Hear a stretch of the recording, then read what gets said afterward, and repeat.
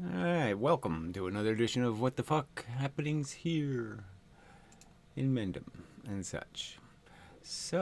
I was going to try to take on a kind of a complex subject and, of whether or not you can actually think in terms of becoming intelligent and smart as a machine without having the capacity to feel or something like that.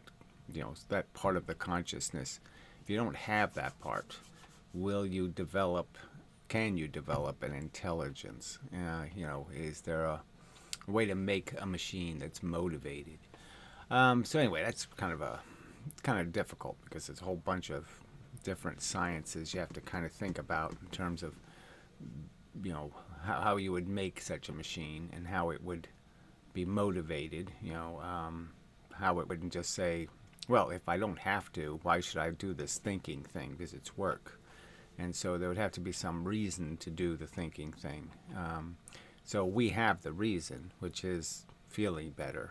This idea that you will feel better if you have power and control, and you gain power and control by having understanding and knowledge of what other things will do.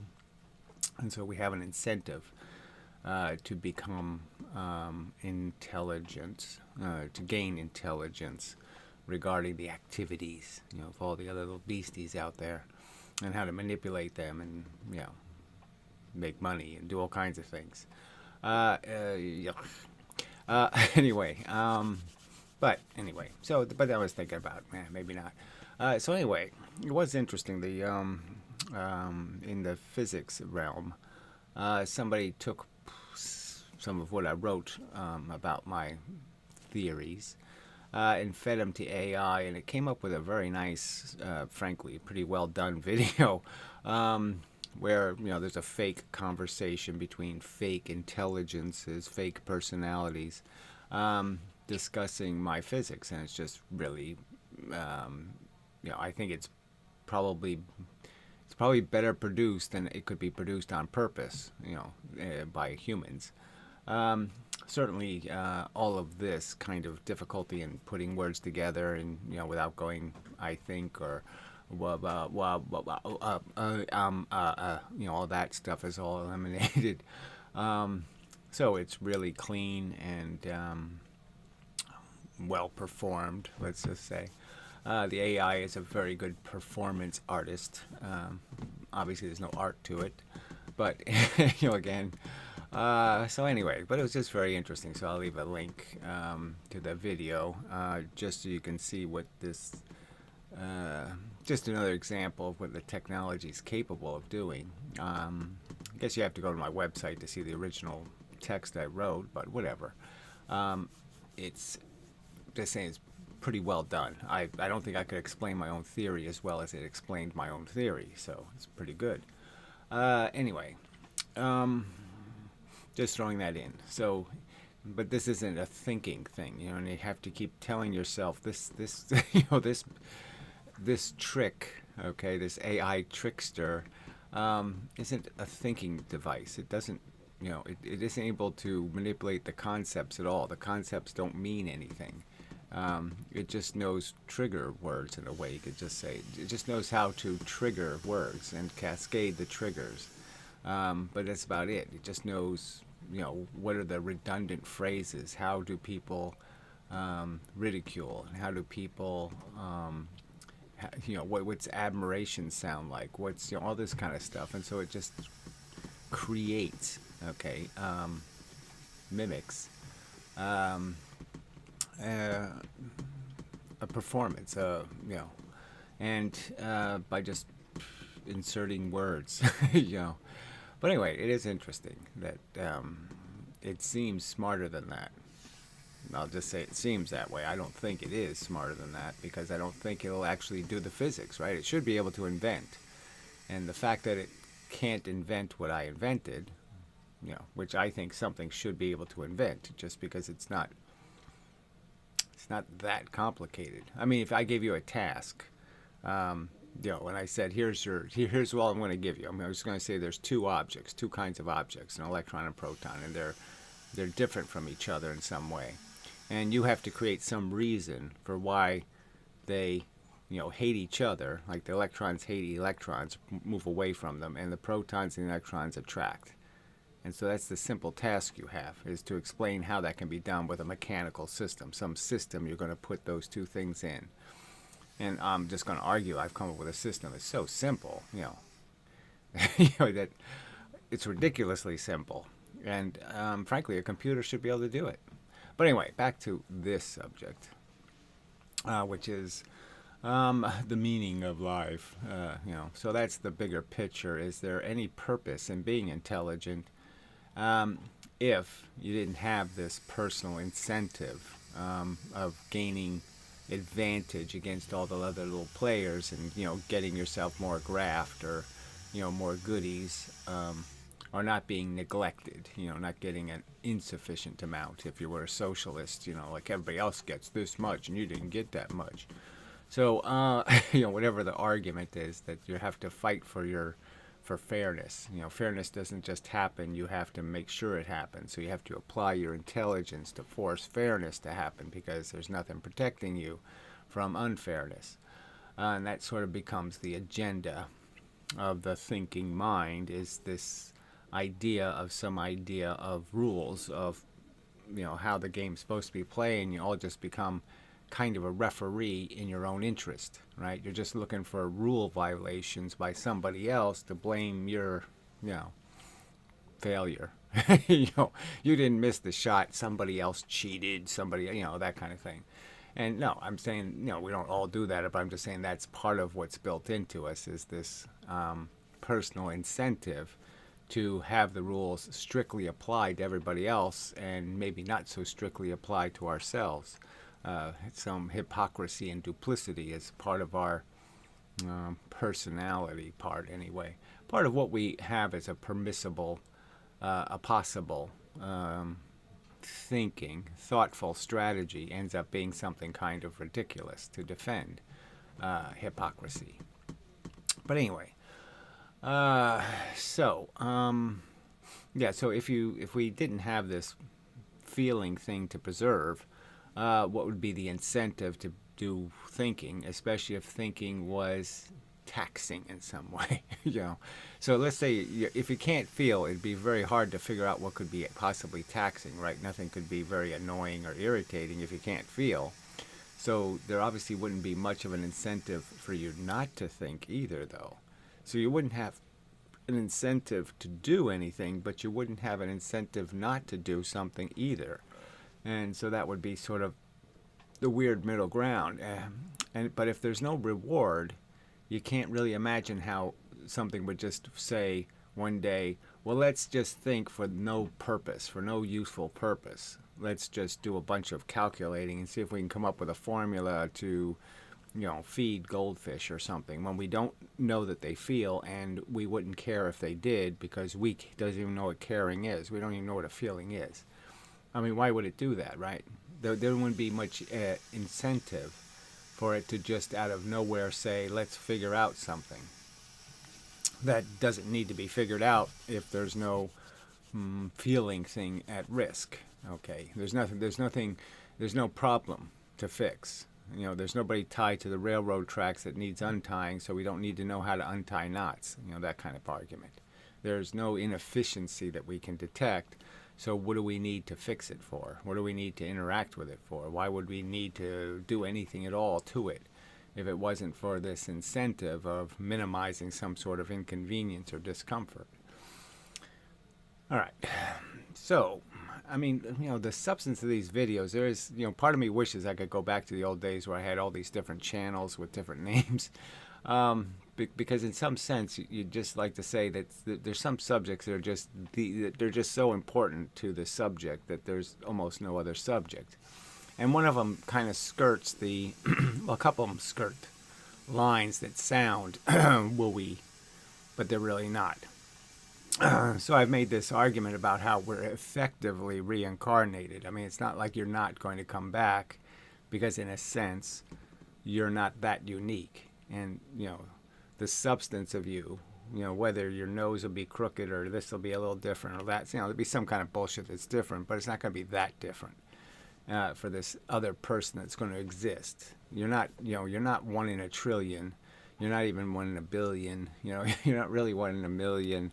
You might be one in 5,000. That kind of thing. So that you're going to be back, and you're going to have to live in the shit that you're creating. So there's a huge incentive to take it personally. If the world's going to hell, there's a huge incentive for you to realize that your eggs, even if you didn't lay them, okay, there's genetic eggs.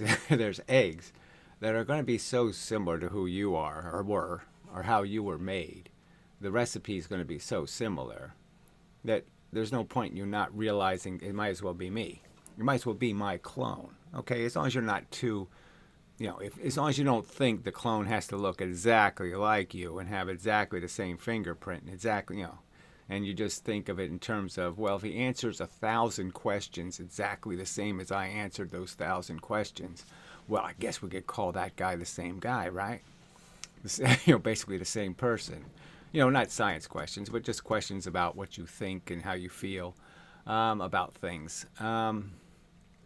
That's it makes a big difference in how you think about the future when you think you're really invested.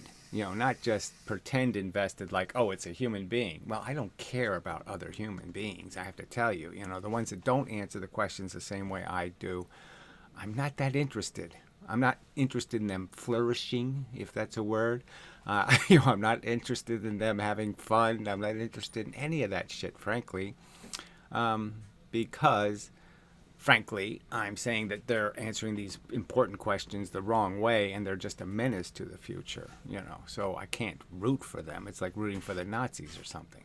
You can think, oh, they have very nice uniforms. They have really cool helmets, with little spikes on them and shit. But fuck that. Okay, they're idiots. And if you're really invested, so if the future has you in it, I'm just saying it's a lot different than when it doesn't have you in it. I guess I should just leave it that simple. That the simple argument is if it looks like you and it has some connection to what you value as a cultural, as cultural references, and as ways of thinking about nature or trees or some other thing. You're gonna. There's more investment. Is all the simple argument is. Okay, and so it is as if you will be continued into the future because somebody who has your sensations and your opinions and your reaction to events is still going to be playing the game and being affected by the game and having to do the work of like this, making arguments that are unpleasant to make, having to call people shitty, and insult them and make the point that they're human garbage and all that kind of crap. There's nothing fun about any of this shit. So that's what you're going to be sentenced to, over and over and over again, is to have to live a life distracted by all of this obligation to fix things, because if you don't fix them, who's going to do it? Unfortunately, there's not a whole bunch of people showing up to do the fixing. I really wish I could, in so many ways, just, run away, and do what I like to do and what I enjoy, rather than this, because I enjoy the solving of puzzles, but I don't like the arguing of puzzles. I don't like having to defend and fight to prove, that I have the right answer. I like answering. I like getting answers. Discovery is interesting. Okay, but arguing sucks. Especially when you're arguing people who are belligerently stupid, and frankly, that's everybody. They're all just fanatic religious kooks. So that's what I've sort of discovered is, even people who think or talk like they're talking science, they're talking religion. Like the modern mystic, for example, in the philosophy subject. He was always, that's why he called himself a mystic, is because he always had a connection to some kind of wooey crap, and he pretended he cared or thought he had some regard for science, but he really doesn't have any regard for it at all. because in the bottom line, if science says something he doesn't want to hear, it isn't consistent with his Buddhism or whatever the fuck it is, he'll reject it. So it's just bullshit. It's all fake. And I just see that now, is that all these people on this planet, and it's like, things that everybody should be saying who likes science. Let's just make it, I'm sorry to throw these in, but once in a while you got to accept a little bit of this science stuff in these videos. There's this thing called the Eddington experiment. It was done, in the 1919. And it was a substantial piece of evidence in terms of making Einstein anybody. Okay, Einstein would have been a marginal player if it wasn't for this experiment. All right. And it's just a piece of absolute crap. And the fact is when you do it from space, doing it from Earth sucks. So, but then when you do it from space, it's 400 times, just gigantic 400 times easier to do. 400 times easier. Better seeing. It's like having a TV screen, that's 400 times bigger. I mean, I can't even tell you how, it's just gigantic improvement. And it's really easy. It takes 5 minutes. You don't need an eclipse. I mean, it's an insanely important experiment and insanely simple. So unlike all this stuff that they spend billions of dollars, this LIGO crap, all these stupid satellites, they spend billions of that stupid new yellow piece of shit they put up there, $16 billion or some kind of nutty figure. I mean, crazy money they spend on this shit. This is a $500 experiment, and it's really important to physics. It's a really important thing to prove, and they haven't even attempted. We're supposed to believe they haven't even attempted it, and it's a $500 experiment. Now, that's the kind of thing where I think if people really gave a shit about science, they would agree, oh yeah, of course they should have done this by now. Of course they should have used a telescope on the, they could take a telescope up on the space shuttle. All they need is this much telescope. They don't need much. Our technology is so much better now too. It's so much more compact and light. So anyway, no problem. Having a better telescope than Eddington had, and having it in a location that's 400 times better. And it's 400 times better for a 12 noon eclipse. It's even more better, when the eclipse is 1 o'clock or 2 o'clock, and Eddington's experiment was somewhere between 1 and 2. So it wasn't ideal at all. So now it might even be 600 times better viewing. Yeah, I'm just saying those kind of numbers are insane. And the fact that there isn't a single video I can find of a scientist of any kind, a science lover of any kind, saying the words, "They should do that experiment from space." I am the only person on the internet that has said those words. They should do the Eddington experiment from space. It's really cheap, it's really easy, and it could be so dramatic in terms of we could actually see light being bent twice as much as matter. Which is the real funny part, frankly. The fact that it's bent at all doesn't make any sense, so I don't think they'll ever prove that light's actually bent at all. But twice as much doesn't make any sense at all. Light doesn't interact with other forces is a simple argument, and all the forces that move the speed of light do not interact with each other, so it just seems like a very bold, outrageously bold statement they're making, that it does interact somehow with gravity. Well, anyway, so sorry, a physics argument, but it's used to just to describe how there's this cavern, okay, of rational difference between people. Okay, I mean, I could call myself somebody who always was. I was a science intrigued by science. I had Time Life books when I was a kid, and I read them, and I read them more than once. I mean, the Time Life books, I went over them and over them. Because the physics subjects were so interesting, and they were kind of conceptually messy, and they left so many questions, irrational. There wasn't any rational answer to them. That it was very intriguing. It kept me interested. How do magnets actually work? They didn't have an explanation for how they work, and they didn't have an explanation for why electrical charges do what they do, as I just pointed out with electrons and protons. They don't have any mechanism. Nothing. They can't tell you why it happens. Okay, there's got to be a why. Anyway, so, And I'm just saying that in this atmosphere, you would think there would be some other science person who likewise would say, hey, all we're missing is evidence. So why don't we make the evidence? Why don't we drop 4 pounds? 1 pound, no, 4 pounds 1 foot, and then 1 pound 4 feet. Why don't we do that experiment and see if they make the same mess when they hit the ground? Because that's actually one of the experiments. That's actually one of the things they claim, is that those two things do the same work. Even though they create two different momentums, that somehow with two different momentums, I'm going to cause the same effect, the same change to the universe. And I'm claiming that's crazy talk, frankly. That's not how momentum works. Not how energy works. And so again, so easy to test, and nobody, except me, is saying, why don't we do those experiments? Why don't we have physics that actually does those experiments instead of moving giant magnets, thousands of miles across the country to do some silly experiment that nobody can even understand? Why don't you spend a few $100s and do these much cooler experiments in terms of these experiments that'll prove something? See, their physics actually believes it takes 25 times the fuel to move something 5 times as fast.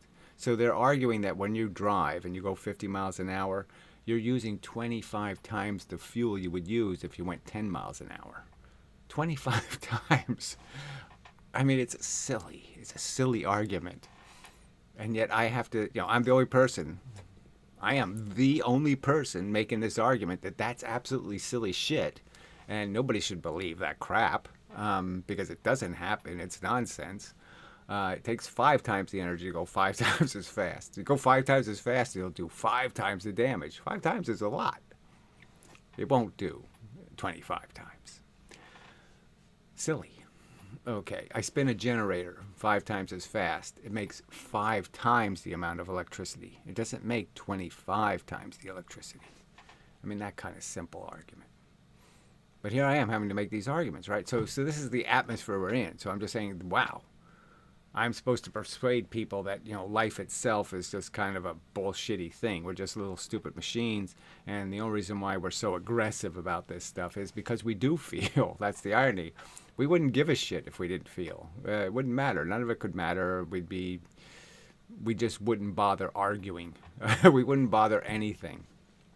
And it's just because we're fighting over the preservation of something we consider to be precious. Now, obviously, me and the sensible people think torture is precious. You don't waste torture. Torture is way too valuable to make. It's way too weighty a negative, okay? And it'll destroy anything. It's a very powerful poison, torture. So if you put torture into, Happy Land or, Walt Disney or something, you're going to go to Disneyland, but there's torture. Okay, it's going to, like friction, there's some torture that has to happen for the Disneyland to happen.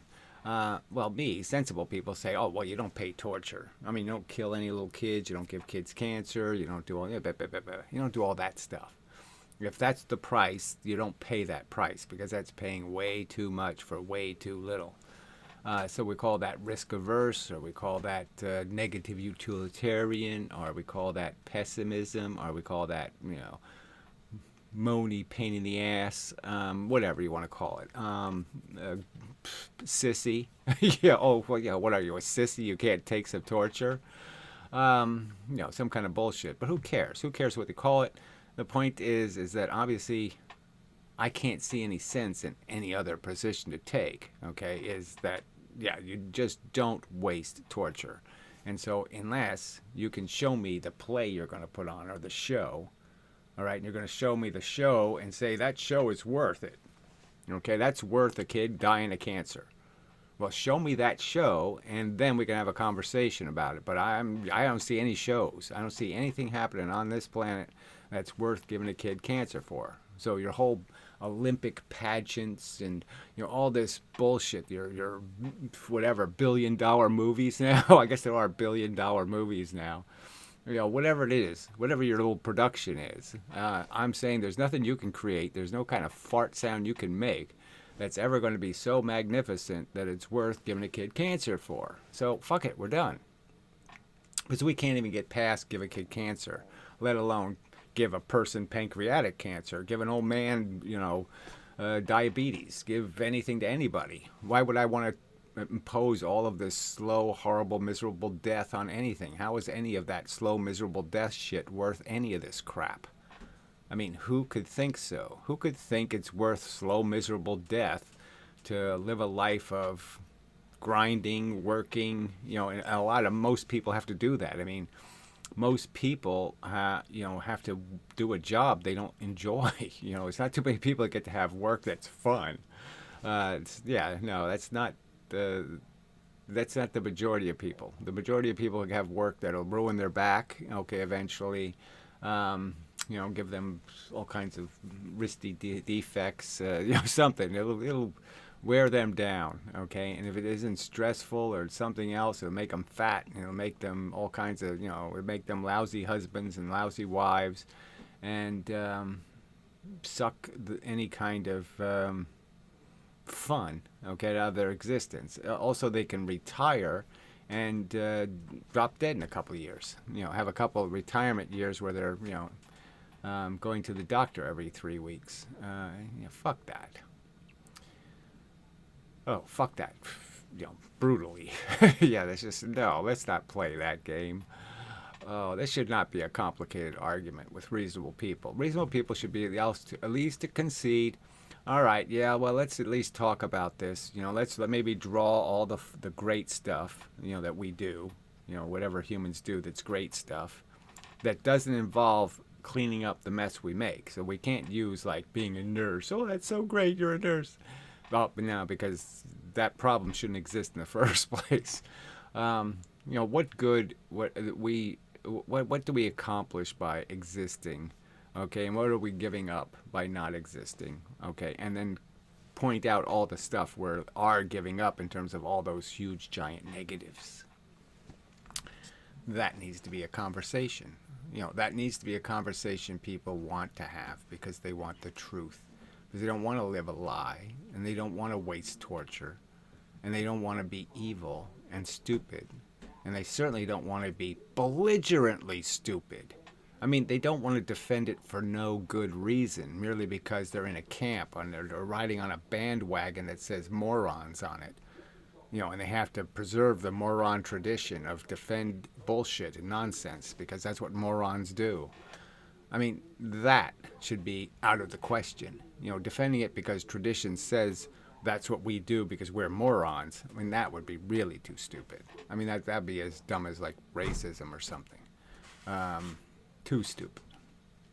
All right, so I take a break and such. All right, back. So, reasonable things. Again, you're just always looking for some. I'm always looking for.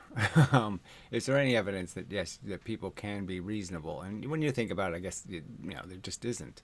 You got subjects like the right to die that just seems so obvious that even if you're a religious kook, you ought to be sensible enough to recognize how much money you save and how much you could take all those resources and apply them to orphaned kids and kids growing up in slums and all the other liabilities that our social infrastructure has.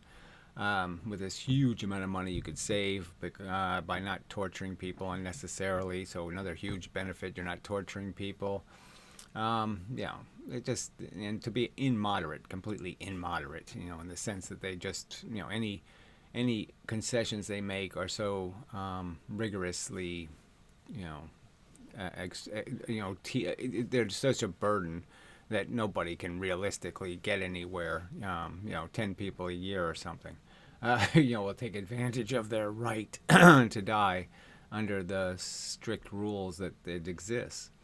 So nothing gets, it's just cruel and stupid. And you're saying, okay, so, pretty much proves religious people are, just evil, frankly. Disgusting. I mean, that they will put other people's torture on the altar of their God. That they will rape the rights of other people in such a way as to say they don't have a right to invest in their own judgment, their own welfare. That somehow they have to invest their judgment in Mohammed or Jesus Christ. And they should never have any such obligation. I don't have any obligation to believe your silly fables. and you have no right to force me to live by your fables. But we respect democracy, and we say yes, majorities do have that right, to impose their will. But clearly, they can't do it responsibly. In the few cases it happens. So even like with cigarette smoking, right? I would have been a person who voted for winnowing cigarette smokers out. So I would have voted for a death penalty for giving a kid a cigarette. So, that kind of thing. Like a really severe punishment for anybody who gets a kid addicted to nicotine. So, you could truly eliminate 90% of the problem because most nicotine addicts are created as children. You didn't need to sit there and persecute all smokers. And then it became this money thing where it was just obvious that the only reason why people are attacking it is because they want the money. And so then it became a competition between vaping, which the state didn't make any money on, and cigarettes. And so people went to vaping, and now they weren't paying cigarette taxes, and now all of a sudden they had to say, well, we got to get their money. We got to steal their money some more. Even though you completely eliminated the substance of the health risk, I mean, it really is the tar, the smoke in the cigarette that was causing the cancer and the emphysema. You don't get emphysema from vapor. All right, it don't happen. So anyway, the whole thing was ridiculous, right? There's nobody being reasonable here. This is just all bad incentives. They want to just steal money from a minority. They don't really give a shit about the people's health, okay, because the vaping was a huge health benefit. And they ended up discouraging and forcing people to go back on cigarettes. It's disgusting. And these people that pretend they're doing it for somebody's best interest. And no, the best interest is some horse shit moving, some kind of corrupt little gears running in their little corrupt little heads. And this is the problem, right? So, where you could argue that, the Revolutionary War was decided by a minority of people who wanted to, stick it to the king.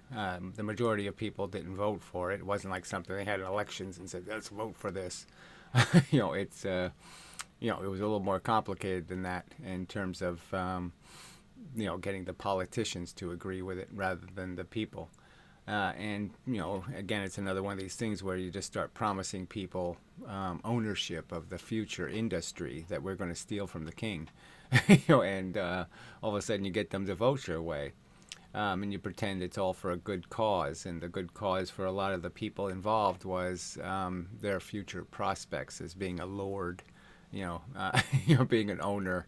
And because they weren't owners, just the way it was. So they wanted to steal it from the British who invested the money to create it in the first place.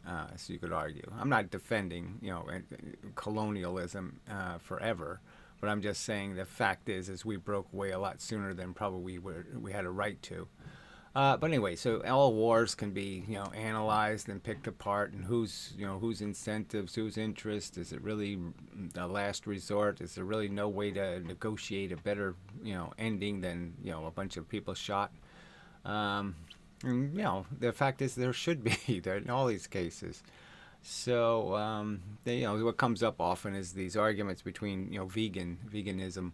And, I've said, many times that it's not really about getting people to be vegan. It's about getting people to vote for being a vegan, in the sense that vote for it for the future. So as long as it's understood that they know what they're doing is wrong and evil and stupid and harmful, and that people in the future shouldn't do it. People shouldn't be addicted to eating meat. It shouldn't be a habit they ever get.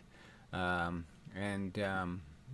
solves the problem in the future. So invest in not making people meat eaters, and invest in the politics of not eating meat. And the point where at some point in this democracy, it's going to happen, I believe, where the majority of people won't be addicted to eating meat, and they will understand that they have no right to torture billions of animals every year, and they will let it go as a political right. And they'll say, just like bullfighting and dog fighting and cockfighting and all these other things we've outlawed, they'll outlaw it. Frankly, they'll discourage it in terms of its future progress. And I would hope they would discourage it in some kind of sensible way where, you just winnow out the addicted. and do what you can to prevent people from being raised to be morons. Stupid. I mean, really, it's another case of just education does so much to fix people. In terms of, if you're educated, you're not really going to find God theories all that intriguing or interesting. And I think likewise, if you're educated about human evolution and biology on Earth, you'll realize that all these other animals have very significant conscious experiences, and they are capable of experiencing torture at our hand, and we really don't have a right to make them pay a price for our comfort, to pay the price or any price for it, frankly. Can't steal their welfare just because we can add and subtract better than they can, because we can do some cognitive capacity that somehow that makes it reasonable for us to eat them, to use them and abuse them. That's disgusting, frankly. Horrible, awful, evil, nasty. Shouldn't be allowed. All right. So I'll think and see if I think. See what I come up with. What else is connected to this idea that these arguments are so futile because of the fact that people are belligerently fixed in their understanding. They really are just so aggressively stupid.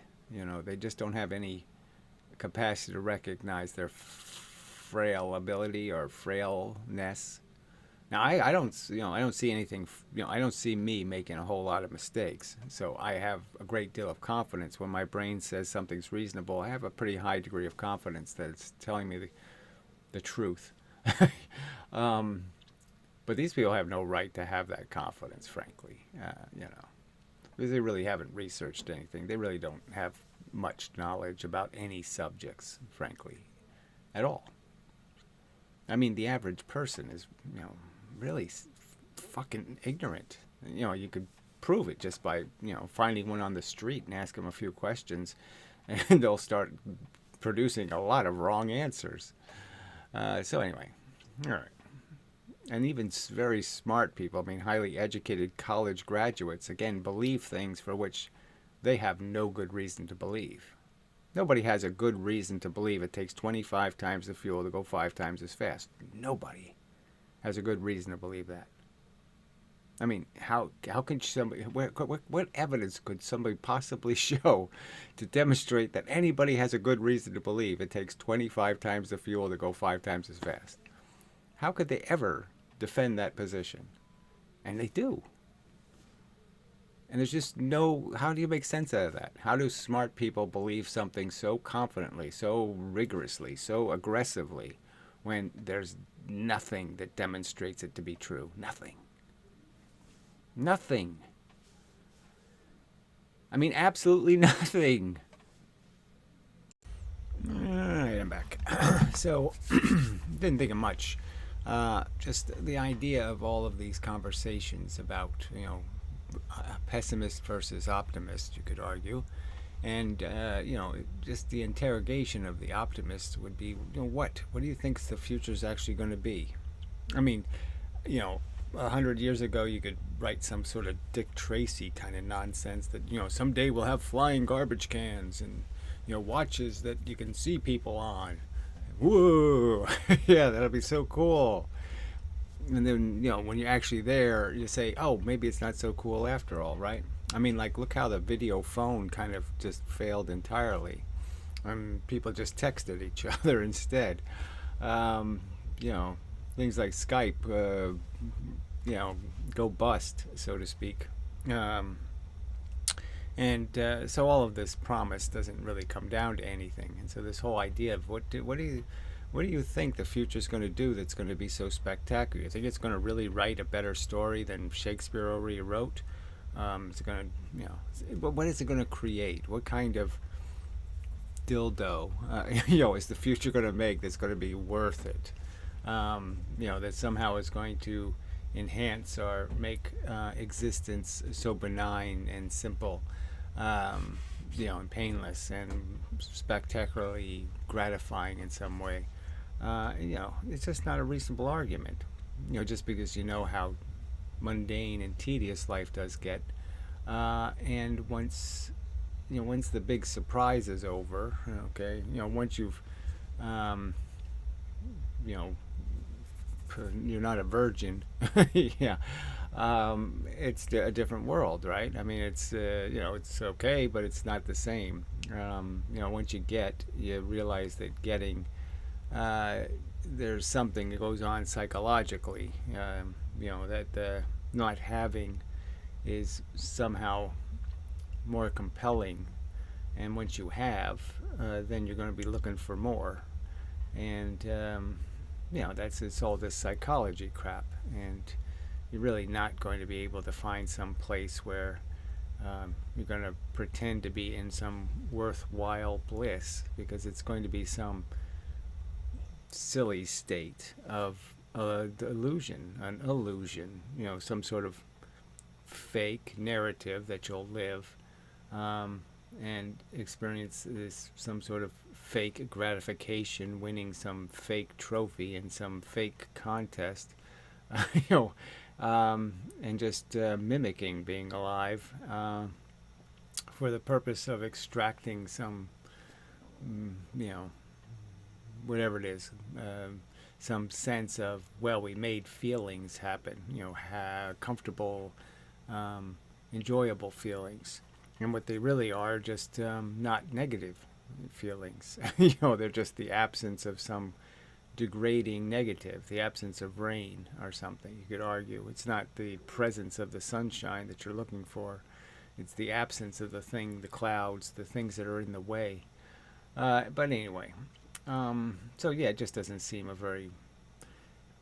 it's not a decisive thing. So it's, all of this arrogance from people that it's worth it, when they're playing with something like torture. So they got torture on the table and they're saying, I'm going to make torture justifiable. And this is my counter argument, is that, well, we'll live some kind of better life in the future with our technology, our, you know,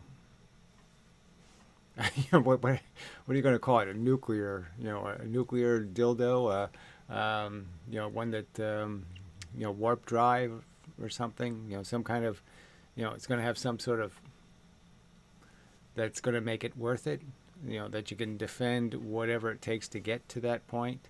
And you can realistically think that we're going to be able to be organized enough to even produce such an outcome where everybody gets their share. Well, that's the real nonsense part. And then if they have any credibility in terms of recognizing that there's facts to our existence, that humans aren't for free. You just don't have humans poof into the universe. You have great white sharks and all kinds of other organisms, billions of different kinds of parasitic relationships and organisms existing, that are existing in a real meat grinder of crude, hard, brutal reality, where they're all killed, and it's just a matter of time, and it's all just horrific. The outcomes are all bad. There aren't any winners really. There's just losers, and really, hard losers and softer losers, but all losers. So you have to fix that. So if you don't have some answer for that, then the diagram of how you're going to live in some synthetic, iPhone reality where there's no harm to humans. Well, that doesn't. You can't defend no harms to humans as enough of an answer, because all of the things that humans are made out of were made out of all those other organisms. I mean, if it wasn't for the existence of fish, we wouldn't exist, because we still, frankly, are fish. And, just a variety. Yeah. You got to take care of all that. So if you don't have an answer for any of that stuff, how could you just boldly say it's worth it? All the animals experiencing all the brutal and hard deaths that they'll all experience, you know, right now, all the time, happening right now, happening all the time. Little kittens being squished, all kinds of terrible things happening right now. And you're saying that this silly idea that human beings will do some song and dance or do something that's going to be worth it. I mean, it's not a good argument. All right. Now, you should have enough humility, to recognize that, yeah, you really don't have an argument good enough to play with that kind of torture. You should at least concede it's worth discussing. That's the minimum of decency requires the concession that you really don't have enough evidence. All right, should be back later, sometime later. Yeah. So I was thinking just now about those kind of events in life where you just say, yeah, there's just nothing you could do to ever make up for that one. So if there's somebody you really cared about or respected, appreciated, admired, valued highly as a worthy person, and they were destroyed by nature, in some insidiously brutal way, that destroyed all dignity and beauty and grace and all of that kind of stuff, and was just evil. It was just so bad. Haha. It's funny because I laugh just because that's all you can do in the face of such circumstances. But yeah, forget it. There's nothing about there's nothing redeeming in the story. You can't put any ending on it, no matter how happy, that ever wipes that out and makes that go away. And so I'd say I have a few of those things. My sister dying when she was 30 years old. Yeah, not so good. Well, 30 something. And then I had other people, important in my life who likewise were brutally murdered, by reality. And you wouldn't want to live through that again. You wouldn't want to see that happen to somebody else. It's unacceptable. And it's part of what life is. And it's very hard to even write any kind of story where you could do this recycling of human beings, where you could ever make these endings good enough.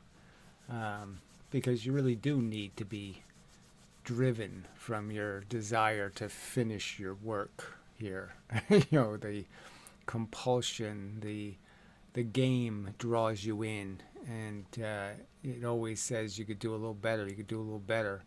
And if you don't feel like you could do a little better, even that is a kind of a degrade in your function that's almost humiliating. That there's no chance that you could ever, do better ever again. That's almost words that you don't want to hear.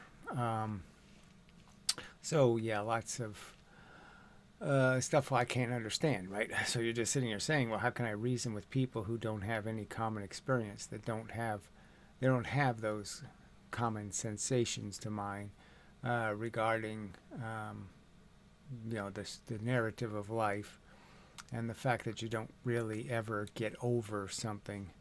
You just find a way around it. You find a way to carry it, but you do carry it. And as I often do, reference Dickens' stories. The idea of the change you forge in life, and some of them we don't forge by our own actions. We just forge them by being stuck in a circumstance or having the good fortune even to know somebody who it is tragic to see harmed. And so you have the good fortune to know somebody worthy of your concern, and but you still have to bear the chain of accepting,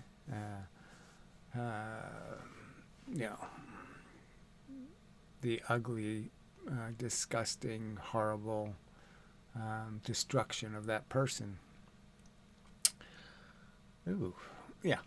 So it's just so people can't understand that, and I just sit there and saying they won't even listen to the conversation. You can't even have a conversation about the significance of all of these little traumas and murders we have to accept to get through a life. And they're just going to keep telling me it's worth it, it's worth it, and they're just telling me. And all of this also comes from people who haven't died yet. So I've made that argument a few hundred times, but it is kind of overtly illogical for somebody who hasn't died yet to tell somebody else it's worth it when they haven't done it. I mean, they should know, they should have at least a little bit of apprehension that says, okay, I can't be too arrogant because I haven't done this dying thing yet. So how do I know it's all going to be okay? That no matter how bad it is, the process, that somehow it's all going to be worth it, the silly little good times are going to somehow, um, be powerful enough to overwhelm no matter what kind of horror nature has in store. Um, that's kind of a ridiculous claim, frankly. I mean, I think even to accept, once somebody has to accept the fact that, yes, we're going to die, and we're not going to die easy, some of us, and that the worst of it is really bad, and not to concede that, um, I mean, that's really ridiculous, frankly. To not be able to appreciate that, it can get really bad. I mean, go blind, and then you go deaf, and then you can have tumors, and you can have all, just one thing on top of a next thing on top of a next thing on top of a next thing. You can get so bad. And it's worth it. You know that even if all that shit happens to you, it was worth it. That seems ridiculous. I mean, you'd have to concede that that's an awful lot for you to just whitewash over and say all of that doesn't matter. It's just so clear how bright and beautiful life is. And it's just such a wonderful thing to be doing this shit. Yeah, no, it isn't. Uh, um, you know. So it's, how do you communicate with people that can't see that kind of stuff? Like you're just saying, it's so obvious to me. And if they can't see that, it's like trying to explain just about almost anything that seems obvious, like the difference between white and black, or brown and black, or anything, blue and, greenish, whatever colors there are. Yeah. So anyway, all right. Take a break and see if there's anything else I have to say. So look, the point is that that's the problem in this conversation. It isn't so much the facts that are in the way, it's the fact that people have just no regard for them. That people just aren't reasonable, that they are belligerently addicted to their perspective, and that their perspective is often just Yahoo kind of stuff. They're just sports fans, and they're just, I was born a Yankee fan, and I always be a Yankee fan, and they're just Yankee fans. It's just moronic devotion to an idea like God or whatever, and they just refuse to be reasonable. And how do you have a conversation or an argument with unreasonable? Can't really do it. It's hard to do it with even reasonable people. I mean, you can know reasonable people, and there's an awful lot of things to disagree about, and people just always take disagreement pretty personally, and so it just ends up being horrible and unpleasant to interact with people, because there's always something you're going to find to disagree about. I mean, that's another observation. It just seems like a personal one to me, is that this is pretty complicated, this thing of even living with somebody. All of these people do it, they have to. But it's not so charming, because even if you like somebody, even if you might even love somebody, it's hard to do it all the time because, yeah,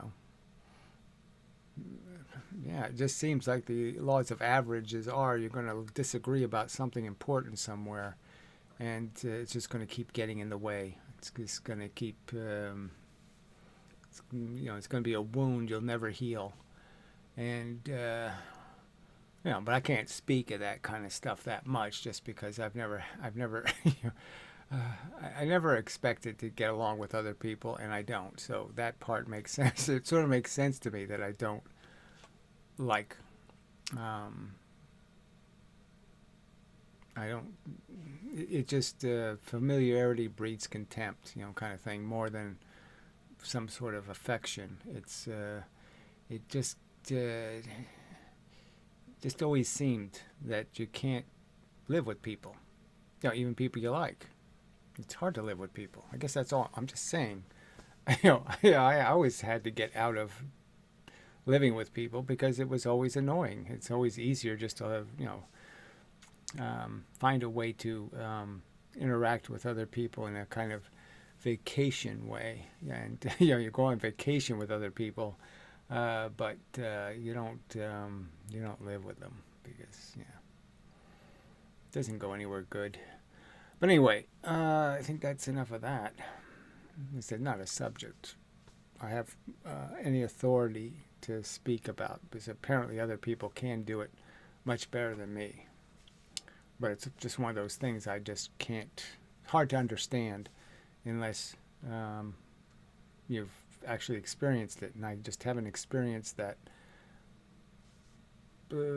capacity to get perfectly comfortable with living under somebody else's thumb, being always a slave to somebody else's needs and desires and wishes and will. It just makes life tedious and annoying, or something like that anyway. All right, anyway, enough of that. So maybe I'll be back. Yeah, probably. All right, should be able to finish up here. The idea, I guess I'm saying, is that if people could be just some generic amount of default reasonable, that would be saying something like, well, it's easy to know that life isn't free, okay? That this isn't, it can go all kinds of different ways from good to very bad, very good to very bad. It really is kind of serious business creating human beings, imposing what will be a trajectory in a life, an outcome, all of that kind of stuff, expectations, probabilities, all kinds of things can happen, and it's a real risk, and it's serious risk.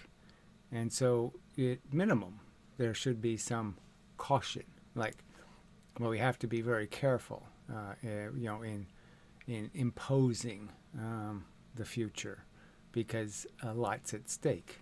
It's not unserious business; it's serious business. So that shouldn't be a challenging thing to agree on. Is that it's serious, and we really should be very sure and cautious and careful. And that if we're going to make this decision to say yes, let's hit the go button, the green button, there should be a pretty substantial good reason. And even if the only good reason they come up with is because we're not sure, so we won't give up on it, but we understand that we are imposing and that, we might be wrong. But they don't even do that. They don't make any concession at all to what if. And the fact is that there's a lot at stake that they're risking if they're wrong. It's a very big wrong to commit. Mass torture and murder is a big wrong. It's a really big one. Torturing and killing millions of people and trillions of animals. That's a big crime to commit. So you should take it a little bit seriously. And there's just no evidence that they, you know, take much of any of it seriously in terms of acknowledging the the magnitude, the depth, the weight, of this conversation and how vital it is and how important it is to try to get it right, to try to have as complete an argument, to make sure to iron it all out, all the wrinkles, all the unresolved issues and unresolved truths, to make sure that you're sure about this God thing, or this hopeful future thing, or whatever the thing is you're using to project this optimism that somehow we're going to endeavor to persevere and win something. You know, that's ambitious, and you should be able to defend it, with some kind of real logic, convincing arguments. And that's what's lacking. I don't hear any convincing arguments. There's just none. The only arguments they have are really dumb ones, religious ones. Ones made out of some idea that they're going to negate the existence of suffering in animals or even in humans, and pretend it doesn't matter because it's only matter doing this. Matter doing this can't mean anything. Little jiggling electrons can't mean anything. When obviously, yeah, they can. Obviously.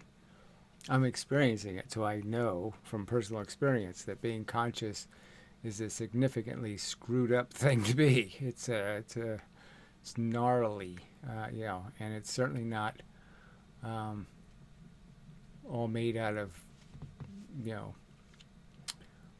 hot fudge sundae or something. It's not all good.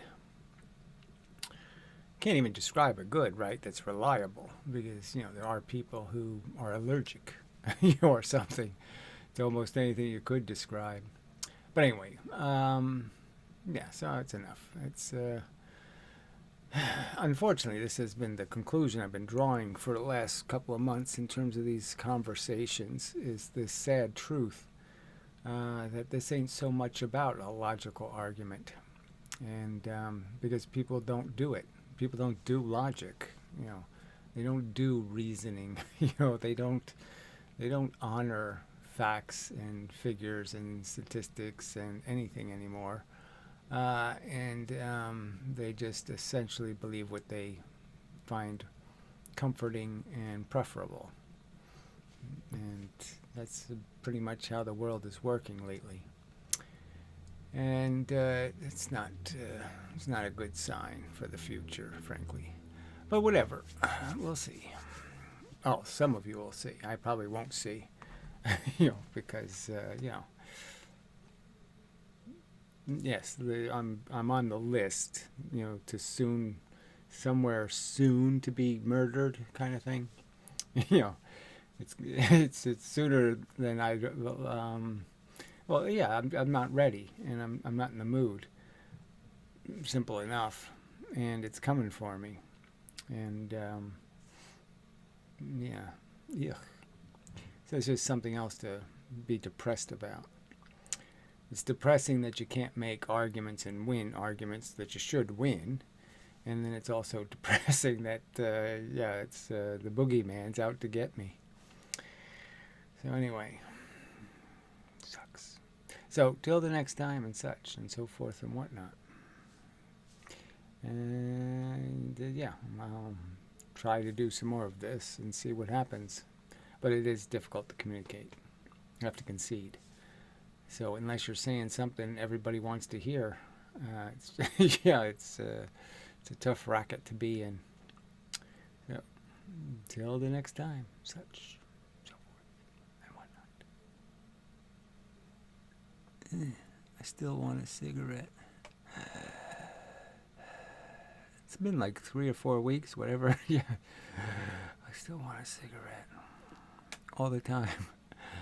Anyway, I can resist, but I really do.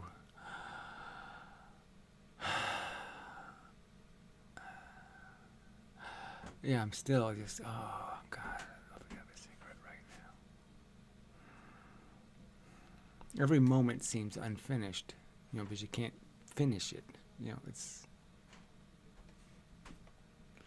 like having every meal and never having a dessert. It's like you never properly finish the meal.